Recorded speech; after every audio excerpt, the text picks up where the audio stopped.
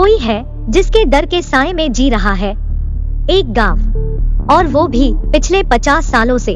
डर उस खौफनाक बला का जिसके वजह से सूरज ढलने के बाद न तो गांव में किसी को आने दिया जाता है और न ही किसी को बाहर जाने दिया जाता है। डर एक पिशाच का जिसका नाम सुनते ही कांप उठते हैं यहाँ के लोग। आखिर क्या है ये कहानी, और कहानी ही है कि सच्चाई है? चलिए जानते हैं पूरा माजरा।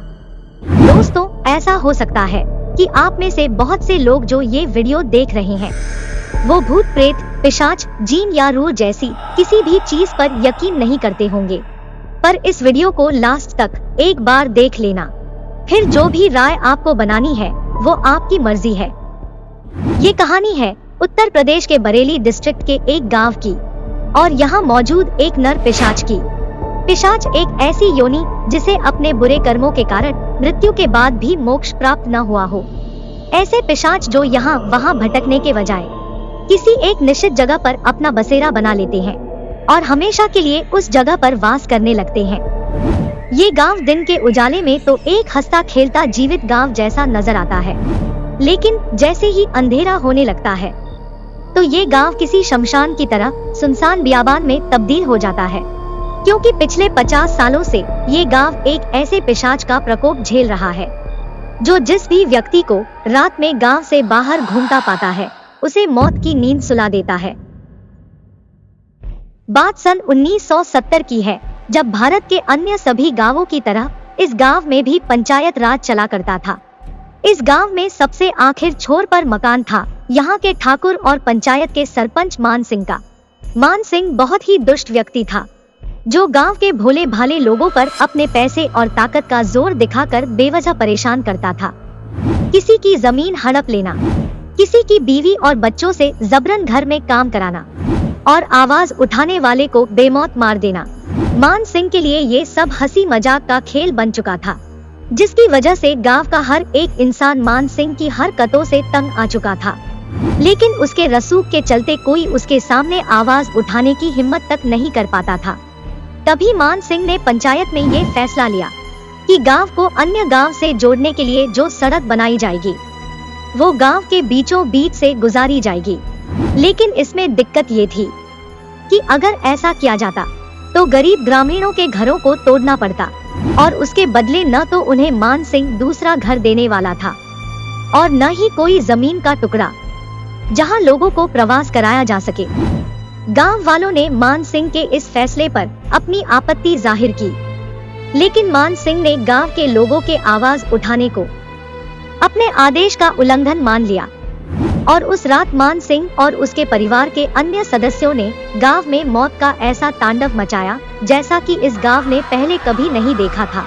मान सिंह के सामने उस रात जो भी आया उसे मौत की नींद सोना पड़ा। मान सिंह के इस कृत्य में गांव के करीब 9 लोगों को अपनी जान से हाथ धोना पड़ा। जाते जाते मान सिंह के गुंडे गांव की कई औरतों और लड़कियों को अपने साथ उठा कर ले गए थे। उसी रात गांव वालों ने फैसला किया कि वो मान सिंह का अत्याचार अब और बर्दाश्त नहीं करेंगे, और उन्होंने ये निश्चय किया कि गांव की बहू बेटियों को आज की रात में ही मान सिंह के चुंगल से छुड़ाया जाएगा। इसी उद्देश्य से सभी गांव वालों ने इकट्ठा होकर मान सिंह के घर पर हमला बोल दिया और एक एक कर घर में मौजूद सभी लोगों को पीट पीट कर मार डाला। आखिर में बारी आई मान सिंह की। मान सिंह अपनी जान बचाने के लिए गांव से भागा, लेकिन गांव से बाहर मौजूद पीपल के पेड़ के पास उसे गांव वालों ने पकड़ लिया और उसी पीपल के पेड़ में बांधकर उसे तब तक मारा जब तक उसके शरीर से प्राण नहीं निकल गए। गांव के लोगों को लगा कि अब मान सिंह नाम की वो मुसीबत हमेशा के लिए टल गई, लेकिन उन्हें क्या पता था कि मान सिंह मरने के बाद भी इस गांव और यहाँ के लोगों का पीछा नहीं छोड़ने वाला था। अब इस गांव के लोगों की परेशानी अब और भी ज्यादा बढ़ने वाली थी। इस घटना के लगभग 1 महीने बाद गांव में रहने वाला रमेश शहर से कुछ सामान लेकर लौट रहा था। तभी उसकी साइकिल की चैन उतर गई। साइकिल ठीक उसी पीपल के पेड़ के सामने जाकर रुक गई जहां मान सिंह को मौत के घाट उतार दिया गया था। रमेश साइकिल की चैन ठीक कर ही रहा था कि वहां पेड़ के पास उसे गांव का ही एक शख्स दिखा। जिसका नाम बुधिया था। उसने रमेश से पूछा क्या हुआ, तो रमेश ने बताया कि उसकी साइकिल खराब हो गई है। बुधिया हाथ में चने लिए हुए था और उन्हें खा रहा था, और खाते खाते बुधिया ने चनों से भरी हथेली रमेश की तरफ बढ़ा दी।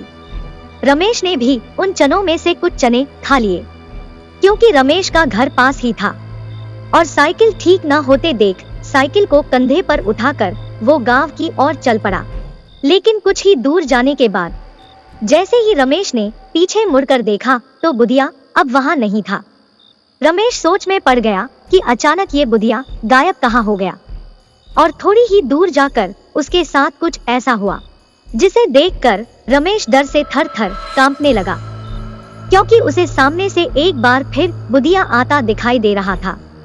बुधिया का रमेश से पहले वहां पहुंचना और फिर दूसरे कपड़े पहनकर वापस रमेश के पास आना, ये असंभव था, क्योंकि गांव में आने जाने के लिए केवल एक ही रास्ता था। रमेश जो कुछ भी देख रहा था उसे देखकर बेहद हैरान और घबराए हुए था। रमेश के पास पहुंचकर जब बुधिया ने उसकी हैरानी का कारण पूछा तो रमेश ने उसके साथ घटित सारा वाकया बुधिया और अन्य गांव वालों को बताया। ऐसा कुछ इस गांव में पहली बार हुआ था, तो सभी के सभी डर गए और सभी लोगों ने सुबह मिलकर इस बारे में चर्चा करने का फैसला किया और सभी अपने घर को लौट गए। लेकिन रमेश बहुत डरा हुआ था, क्योंकि वो अभी अभी एक पैरानॉर्मल इंसिडेंट का शिकार हुआ था।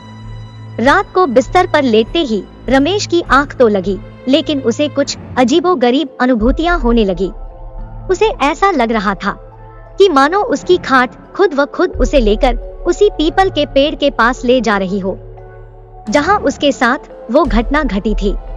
और यही नहीं, साथ ही उसे एक बहुत ही डरावनी और शरीर में सिरहन पैदा कर देने वाली आवाज भी सुनाई दे रही थी, जो कानों में पड़ते ही दिल की धड़कनों को अनियंत्रित कर रही थी।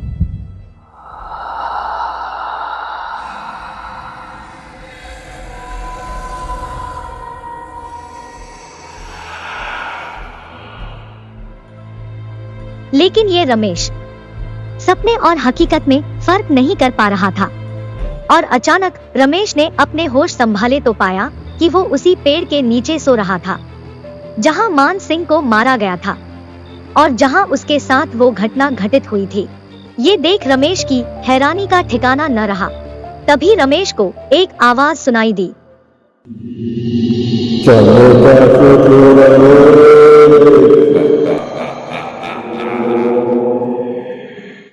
वो डरावनी आवाज और वो हंसी रमेश के कानों में कौंध रही थी। अभी एक सदमे से गुजर ही रहा था कि उसे मान सिंह का भूत दिखाई दिया, जिसे देख रमेश जोर जोर से चिल्लाने लगा। वो अपनी खाट से उठकर वहां से भाग जाना चाहता था, लेकिन मानो उसका शरीर उसके काबू से बाहर हो गया हो। रमेश जोर जोर से मदद के लिए बार बार मान सिंह चिल्ला रहा था। जब गांव के पहले व्यक्ति ने ये आवाज सुनी तो वो डर के मारे वहां अकेले जाने के बजाय गांव के कुछ अन्य लोगों को उठाने गया।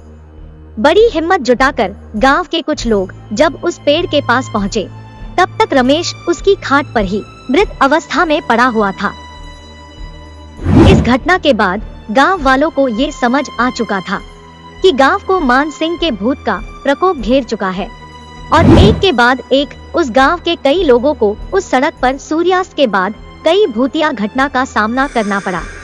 मान सिंह का भूत अक्सर गांव के मर्दों को ही अपना शिकार बनाता रहा।